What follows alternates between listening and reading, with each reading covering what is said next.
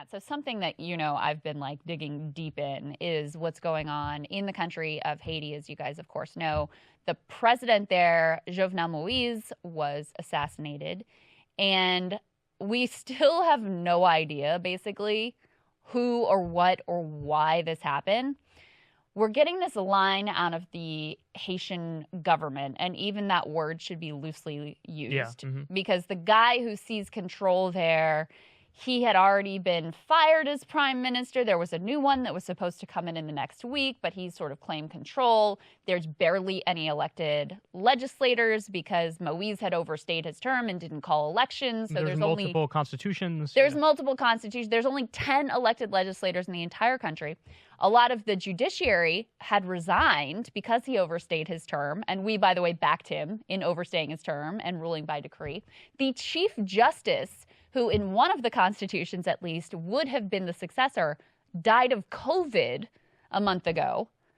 So you've got just a total vacuum, complete question marks, political crisis, escalating humanitarian crisis. You already had an incredibly violent situation, an inflamed situation before Moise's assassination. So we're sort of relying on this quote unquote government for any information coming out about the plot to kill Moise. But the details that we are learning, or at least think that we're learning, are pretty interesting. First of all, it looks like this was all hatched in the state of Florida. The government is pointing the finger at this guy's last name is Senon, who was the Haitian government is pointing their finger at everything. Yes, who was a doctor who was Haitian but lived in Florida and declared bankruptcy at some point and seemed to fancy himself as a potential future leader of Haiti.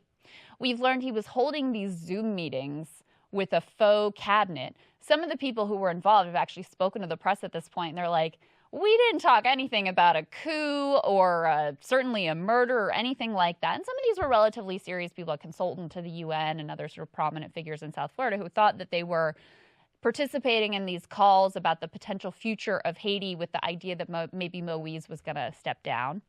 Then you were learning about the assassins who actually, like the mercenaries who were hired to actually carry out the plot. And a couple of them are American, Haitian American. And there was a video that came out where when they're going in to execute this assassination, they're posing as DEA agents, pretending to be the DEA. Well, then the DEA comes out and says, well, actually, a couple of these guys were informants, confidential informants for us. But of course, we had nothing to do with it. A couple other ones were apparently FBI informants. And then the latest thing that we've learned here is that, and this shouldn't be surprising, but there were a number of former ex-military Colombians who were involved as mercenaries in this assassination plot. And now we've learned that some of them were trained by the U.S. military. So a lot of moving pieces here, total lack of clarity about what actually happened and whether this Haitian government is being honest about what they're learning. They're apparently not allowed. There are U.S. investigators on the ground, which is also kind of like, okay, but they're not allowing them to talk directly to the suspects that they're holding. So that's where we are. Yeah. So a few things. First of all, this guy who was assassinated, the president, Moise, the fact that they're calling him president is the giveaway in the West that he was our guy. Because he wasn't a fucking president. First of all, he stole the original election. He never won the election. He stole the original election. Second of all, as you already pointed out, he overstayed his time in office. And I remember I watched a documentary from Vice, and that came out before this happened. Yeah. And in the documentary, they're pointing out, yeah, it's an open question as to whether or not he's going to leave when his term is up. Because he wants to stay past his term and just steal it. And then, lo and behold, he ended up stealing it. And so I just want to get that out there so everybody understands. It's not, I don't buy the narrative of like, here was a guy who was actually standing up for Haiti and he was assassinated because he was on the side of the people. Yeah. Not true. Not true at all. The other thing is, in that documentary I saw on Vice, this obviously was before Moise was assassinated, Haiti is totally fractured. So the government's barely functional, if functional at all.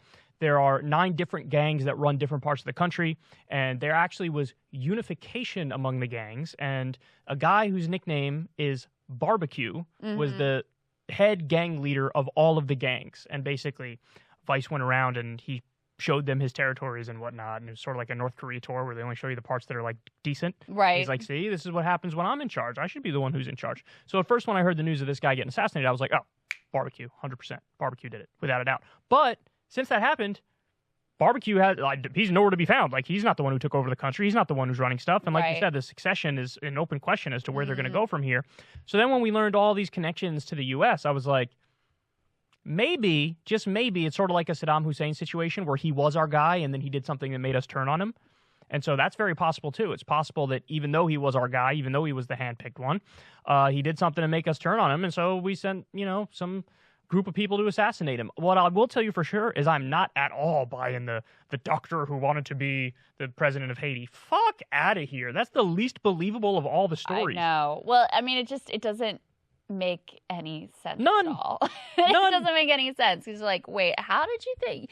And this is not a person who's ever like held political office in Haiti or anything like that. It's ridiculous. He's just some like random guy. And then apparently these mercenaries were being paid well. This was an expensive plot. He had declared bankruptcy. Oh, the other American connection is there's a Miami area security firm run by a Venezuelan immigrant who reportedly hired all these commandos to go and execute this plot. So it's all wild. And of course, all of this is, the context that's always important to remember here is like, why is the country in chaos to start with? And well, a lot of it has to do with us. You looked into the history of Haiti, and it really is something else. So first of all, everybody knows the first official slave revolt that worked. Yeah, the only slave revolt that worked. And so in a lot of ways, Haiti's a real inspiration. The first Black republic in the world, most successful slave revolt in history, literally threw off Napoleon. So, an extraordinary, courageous achievement there for the people. Say his name. Toussaint. Say it. Toussaint Louverture. Louverture. How do you say it? Don't make me do that. Do it. Say it. Why are you randomly? You're like making me sensitive about this. Why? Well, it's Toussaint Louverture. There you go. So why she was sensitive over that? That's so weird. Just say the word. Put me on the spot. Am I putting it in the word? That you know anyway, immediately from the jump, France is messing around in their affairs and saying like, look, we're going to invade again. And they're very fearful of, France coming back in and taking back over if you don't pay us back for all the stuff that you took that was ours from our colonial times. And U.S. and other Western powers backs them up and is basically like, yeah, we're not going to trade with you until you pay back that debt. So the U.S. for, I think, 60 years, it wouldn't even recognize Haiti, the world's first Black republic, because Southern plantation owners were like, oh, we don't want our slaves getting any ideas here.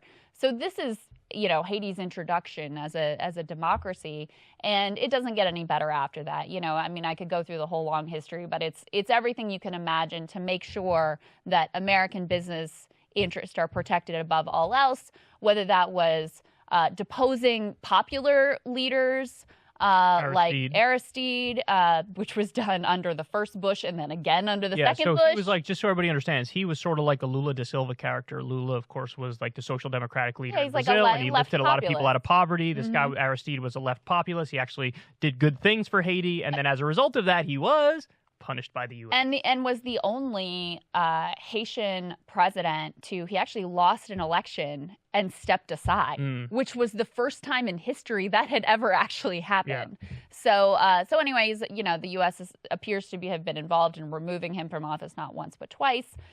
There were the horrific Duvalier dictators, Papa Doc and Baby Doc. Right, that, we decided that even though they brutally murdered and tortured their opponents and were completely repressive and awful, that we would back them with money and weapons and all of that. Why? Because they were anti-communist.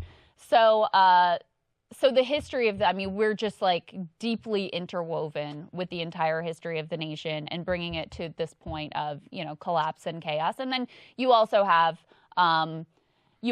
natural disasters that hit. You also had in recent years UN peacekeeping force that the U.S., of course, was involved with that spread a cholera epidemic leading to 10,000 deaths of Haitians. And also there was rampant sexual abuse. So our history in that nation is not a proud one and has not brought them anything good. And by the way, this is yet another example, whether you look at Haiti or Venezuela or Cuba, there are all these examples of countries made up of people of color that experiment with left-of-center politics, and immediately the U.S. gets involved and tries to overthrow whoever's in charge. Right. Whereas seemingly the only countries in the world that have kind of been given a pass to experiment with left-of-center politics, the Scandinavian region. Yeah. So it's interesting because they're really at the heart of it is racism, it looks like. I think it's racism, and then I think it's exploitation for natural resources. Money and power. So, European nations were wealthier,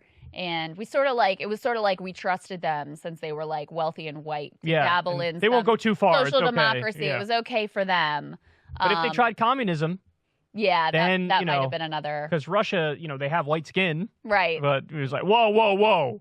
Maybe social democracy, but communism, fuck out of here. Get out of here. So anyway, that's the backdrop there. Wild story. One that I think the U.S. ties are they're question mark racing. The fact that you have DEA informants and FBI informants and American-trained Colombian commandos is like, okay, that seems like a lot of coincidences there. Totally.